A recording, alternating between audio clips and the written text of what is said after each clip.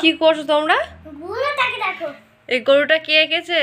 আমি না, এটা আগে পাপা এই গরুটা এঁকেছে, আমি সিঙ্গেল করেছি।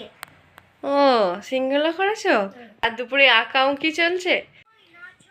আমি এখানে ওর ছুটির কামাইয়ের জন্য লেটার লিখছি, আর ওখানে ও ফোন দেখছে, ওর পাপা ঘুমাচ্ছে।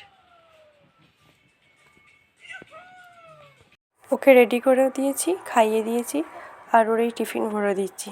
আলুর পরোটা করে দিয়েছি আর সস দিয়েছি। ভাবলাম ডিম পেঁয়াজ দিয়ে ভেজে দেবো, কিন্তু ও এখন খেতে পারবে কি না পারবে, কারণ এই শরীর অসুস্থতা নিয়েই উঠেছে, একটু সুস্থ হয়েছে, সেই জন্য সস দিয়েছিলাম যাতে তাড়াতাড়ি খেয়ে নিতে পারে।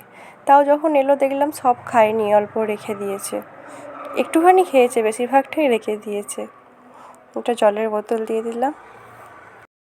গাড়ির জন্য এখানে দাঁড়িয়ে আছি, আর এই রুমালটা মাথা থেকে খুলে দেব, কারণ ওখানে যেতে লাফালাফি করবে, গরম হবে। প্রতিদিন সকালে জল দিয়ে এই গাছগুলোকে ধুয়ে দিই, দিয়ে জল দিয়ে দিই, গ্রিলগুলোও ধুয়ে দিই আর জানালাটাও ধুয়ে দিই। এত ধুলো এসে জমে, জানালা সারাদিন দেওয়া থাকে, ওই মাঠে এখানে ধান ঝাড়া হচ্ছে, ওর ধুলোগুলো এখানে উড়ে এসে পড়ে, তারপর রাস্তার ধুলো তো আছেই, যা গাছগুলোও পরিষ্কার হয়ে যায়, আমার জানালার ওইখানটাও পরিষ্কার হয়ে যায়।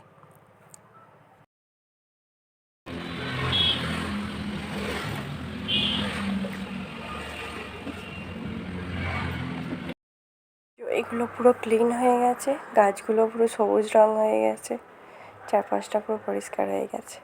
আবার যাকে তাই হয়ে যাবে বিকালের মধ্যেই। তারপর আমি এলাম এখানে রান্না করতে। যে ভাতটা চাপিয়েছি একদিকে, কপি দিয়ে আলু দিয়ে একটা তরকারি হবে, আর চিংড়ি মাছ দিয়ে পেঁয়াজ দিয়ে চচ্চড়ি হবে, গলদা চিংড়ি, আর করলা আলু ভাজা হবে, ব্যাস, আর কিছু না।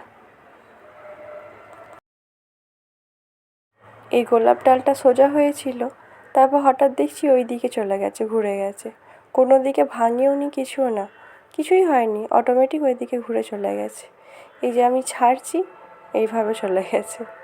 তো ওইটাকে একটা লাঠি, ওখানটাতে টপটাতে লাঠি দিয়ে একটা ওড়নার পাড় ছেঁড়া দিয়ে বেঁধে দিয়েছি।